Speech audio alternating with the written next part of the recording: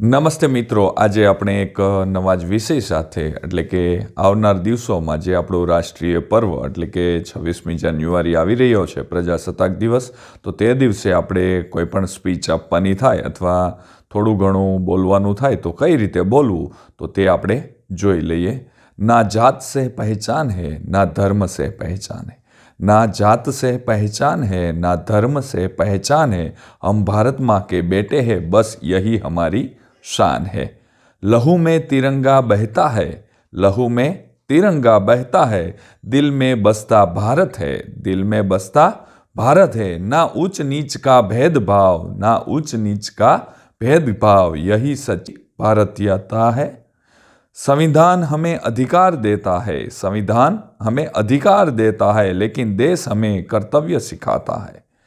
હવે આપણે જોઈએ કે ભાઈ 26મી જાન્યુઆરીએ આપણું જે સ્પીચ છે તે કઈ રીતે બોલવી. 26મી જાન્યુઆરી 77મો પ્રજાસત્તાક દિવસ છે.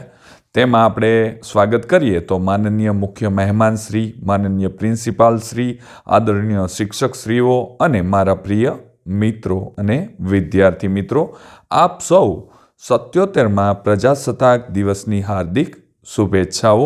આજે આપણે સૌ અહીં 26મી જાન્યુઆરીના પવિત્ર દિવસે ભેગા થયા છીએ. આ દિવસ ભારતીય ઇતિહાસમાં ખૂબ જ મહત્વપૂર્ણ છે, કારણ કે આ દિવસે 1950માં ભારતનું બંધારણ અમલમાં આવ્યું હતું અને આપણો દેશ સત્તાવાર રીતે પ્રજાસત્તાક દેશ બન્યો હતો. પ્રજાસત્તાક દિવસનું મહત્વ. પ્રજાસત્તાકનો અર્થ થાય છે લોકો દ્વારા, લોકો માટે અને લોકોનું શાસન. આ દિવસ આપણને યાદ અપાવે છે કે ભારતનો દરેક નાગરિક સમાન અધિકાર ધરાવે છે. બંધારણે આપને સ્વતંત્રતા, સમાનતા અને ભાઈચારા જેવા મૂલ્યો આપ્યા છે. આ દિવસ માત્ર ઉજવણીનો નહીં, પરંતુ આત્મચિંતનનો દિવસ પણ છે. આજના ભારતની સિદ્ધિઓ જોઈએ તો આજે ભારત દરેક ક્ષેત્રમાં ઝડપથી આગળ વધી રહ્યું છે. જેમ કે ભારતે અંતરિક્ષ વિજ્ઞાનમાં ચંદ્રયાન અને મંગળયાન જેવી સિદ્ધિઓ હાંસલ કરી છે, જ્યારે ડિજિટલ ઇન્ડિયા, સ્ટાર્ટઅપ ઇન્ડિયા અને આત્મનિર્ભર ભારત જેવા અભિયાનોને કારણે ભારત વૈશ્વિક સ્તરે ઓળખ રહ્યું છે.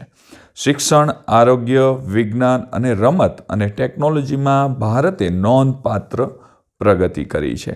આ બધું આપણા દેશની શક્તિ અને એકતાનો પુરાવો છે.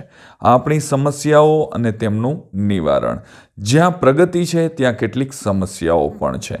ગરીબી, બેરોજગારી, ભ્રષ્ટાચાર, પ્રદૂષણ જેવી ઘણી બધી સમસ્યાઓ છે. આ સમસ્યાઓનો ઉકેલ શિક્ષણ, જાગૃતિ અને ઈમાનદારી દ્વારા શક્ય છે. જો દરેક નાગરિક પોતાની ઈમાનદારીથી ફરજ નિભાવે તો આ સમસ્યાઓ આપોઆપ ઘટશે.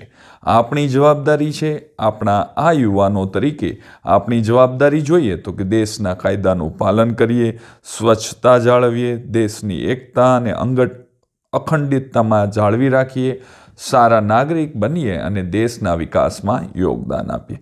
યાદ રાખો, ભારતનું ભવિષ્ય આપણા હાથમાં છે. યુવાનોને સંદેશ દઈએ આપણે તો યુવાનો કોઈ પણ દેશની સૌથી મોટી શક્તિ હોય છે. આજે ભારત પાસે દુનિયાનું સૌથી મોટું યુવાધન છે અને શક્તિ ભંડાર છે. જો આ યુવા શક્તિ શિક્ષિત, સંયમી અને દેશપ્રેમી બનશે તો ભારતને વિશ્વગુરુ બનતા કોઈ નહીં રોકી શકે. યુવાનોને હું એટલું જ કહેવા માગું છું કે મોબાઈલમાં સમય બગાડવાને બદલે સપનાઓને સમય આપો.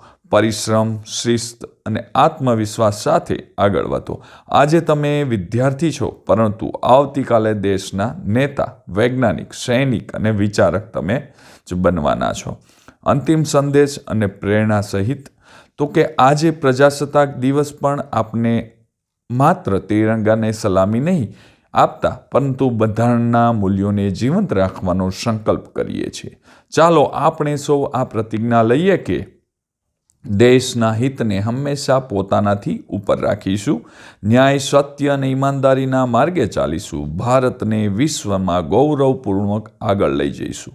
યાદ રાખજો, મજબૂત ભારત કોઈ નેતાથી નહીં, પરંતુ જાગૃત નાગરિકોથી જ બને છે. ચાલો સૌ સાથે મળીને કહીએ કે અમે ભારતના જવાબદાર નાગરિક છીએ અને ભારતનું ઉજ્જવળ ભવિષ્ય અમે જ બનાવીશું. જય હિન્દ, જય ભારત. મિત્રો, તમને જો મારો આ વિડીયો અને આ સ્પીચ સારી લાગી હોય તો મારા પેજને ફોલો કરજો, લાઈક કરજો અને મારી ચેનલને સબસ્ક્રાઈબ કરવાનું ભૂલતા નહીં. આવજો.